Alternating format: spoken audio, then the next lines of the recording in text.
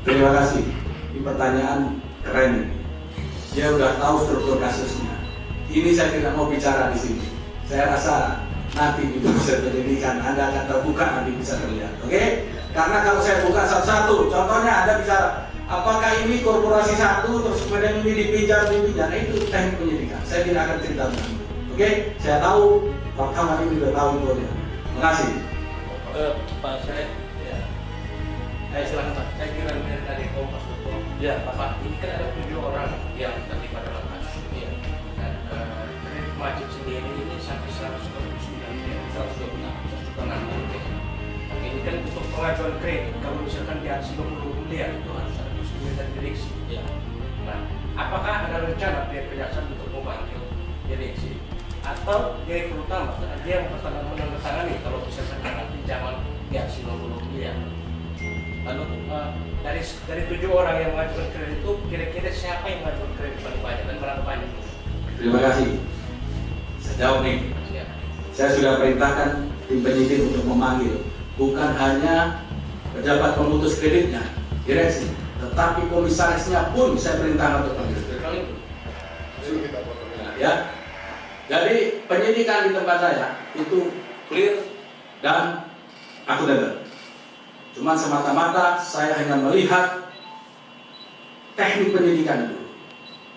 Sasaran saya adalah saat ini mengembalikan aset-aset itu. Oke? Terima kasih. Benar. Pak Kadiri, Ya. saya amat dari keterangan Pak. Tadi disebutkan bahwa saat penangkapan ada dinamika. Apakah tersangka ini melakukan perlawanan Pak? Yang kedua, ini lokusnya kan di Surabaya. Ya. Kenapa nggak jadi NTT yang menangani Pak? Terima kasih. Ya, saya sampaikan juga kepada rekan-rekan sekalian.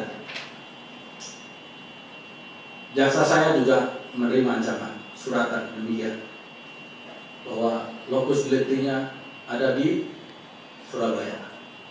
Saya sampaikan kepada siapapun pengendali perkara ini adalah saya, yang memerintahkan adalah saya. Ya, soal apakah lokus deliktinya ataupun apapun namanya itu termasuk namanya kompetensi relatif, ya, dan saya bertanggung jawab pada itu. Oke, silakan yang lain. Pak Kejati, saya Beni Pak dari Antara. Ya. Dilihat dari kasus ini Pak ya, terkait dengan kredit macet. Nah, undang-undang apa yang dipakai oleh pihak kejaksaan? Apakah undang perbankan, undang tipikor, ataukah dengan undang-undang lain? Ya. Karena ini kan kasus perdata ya.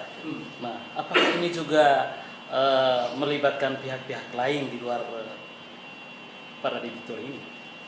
Terima kasih. Hal yang saudara sampaikan itu juga menjadi debat kemarin dengan saya dengan para pengajar tentu saya. Oke, saya jelaskan. Jangan ajari saya soal teknik penyidikan. Ya, kan akan bertanya bagaimana notarisnya, bagaimana dengan KAP-nya. Jangan ajari saya soal teknik penyidikan. Itu udah cukup buat saya. Sasaran saya saat ini adalah pengembalian aset itu sebanyak-banyaknya. Supaya apa? Supaya apa? Bank NTT bisa beroperasi kembali. Ya, dengan kekayaan yang kita kembalikan, Bank NTT akan lebih sehat. Kepercayaan masyarakatnya akan menjadi tumbuh. Itulah titik tumpu pemberantasan tindak pidana korupsi. Bukan pada jumlah perkaranya, bukan kepada hanya sekedar jumlah tersangkanya. Nanti kita kaji, ada nggak mensreanya dia. Kalau struktur kasusnya sudah jelas, ini semata-mata teknik penyidikan. Oke, silakan yang lain.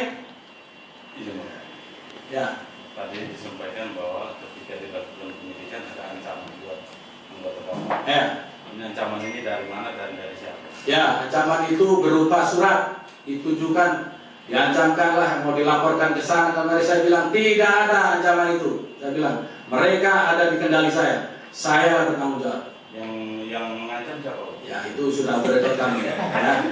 Yang diancam siapa? Kan jasa penyidiknya. Oke? Secara keseluruhan penyidiknya, Pak. Jasa penyidiknya semua diancam di sini. Oke? Dan saya tekankan sekali lagi, jaksa penyidik itu di bawah kendali saya. Jadi kalau mereka mengancamnya kepada jaksa tinggi, bukan kepada jaksa penyidik. Oke ya? Dan kerennya dia berani melalui melalui surat. Keren juga dia kan. Oke, yang jelas satu lagi. Jelas kredit itu ada agunannya, Bapak. Nah, kenapa kredit ini macet tidak disita akunannya, dikirim ke Tipikor. Itu surat teknik pendidikan. Berarti ada kamus mas atau ada dari analisnya mungkin atau bagaimana caranya? Iya, saya udah tahu semua itu. Ya, mau analis, mau KAP, mau yang kau bilang lagi notaris, yang kau bilang lagi pemutus, itu sudah di kepala saya dan itu di luar kepala. Sekali lagi, ini hanya soal teknik penyidikan. Ya, kalian fokus saja bagaimana kita bisa mendorong mengembalikan kerugian negara sebanyak-banyaknya. Itu aja ya. Silakan. Gak cukup tapi sudah kelihatan. Kemarin yang pertama dari kreditnya 49 miliar, dari 45 ditambah 4. Terus yang kemarin lagi 40, macetnya 38 miliar. Kan bisa dihitung hari ini 10 miliar, bisa kelihatan kan? Oke, makanya ikuti ini press release terus. Oke, cukup teman-teman? Puas ya, tapi kita bukan tolak puas. Ya, jadi ikuti aja, kita transparan dan terbuka.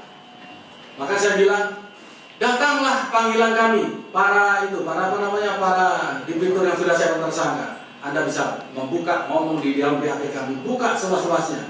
Ya, setelah situ ada tersangka saya beri kesempatan untuk bicara dengan saudara. Keren kan? Oke, cukup. Terima kasih. Hah? Para tersangka yang belum datang ini terkategori mangkir atau Enggak. Alhamdulillah mereka mengurus pengacaranya, ada yang bersurat soal sakit. Yang tidak ada keterangan itulah yang langsung saya tangkap. Itu prinsipnya, ya, oke? Bapak yang pihak bank NTT kapan dipanggil, Pak? Oh, sudah dipanggil semua, ya, sudahlah itu, ya. Punya teknis saya sudah perintahkan karena gua panggil semuanya, ya. Tapi ingat, asas praduga tidak bersalah. Karena bagi seorang pemutus itu ada juga asas mens reanya, ada nggak niat jahatnya? Termasuk yang Anda bilang analis kreditnya, ada nggak mens reanya? Terus kemudian pimpinan cabang Bank NTT sudah tidak periksa. Kau bilang tadi kan datang dipulang lagi, Itu semata-mata teknik penyidikan. Jadi Anda jangan berputar yang tidak. Anda bisa ikuti akuntabel perkara ini. Ya? Mohon Pak Kejati. Sudah cukup. Ada informasi intervensi politik dalam penegakan? Tidak ada itu. Tidak ada intervensi politik. Ya? Cukup? Pak Kejati. Dari 5 orang itu siapa yang tidak recover? Ada berapa orang yang tidak recover, Pak? Mungkin tidak memutus pengacaranya atau semua ada kabar. Yang 5 orang ini ada kabar, ada bersurat. Berarti belum ada yang mangkir, Pak Kejati. Gimana? Belum ada yang mangkir. Ya kalau mangkir saya tetapkan DPO, saya angkat. Karena ada ukurannya, parameternya. Oke? Kalau yang dari Bank NTT itu berpotensi jadi tersangka juga? Ini pertanyaan menjebak ini. Saya bilang dari Bank NTT, ini kan bagi saya itu target pertama saya itu adalah TU kami adalah yang menikmati sebesar-besarnya kerugian negara ini.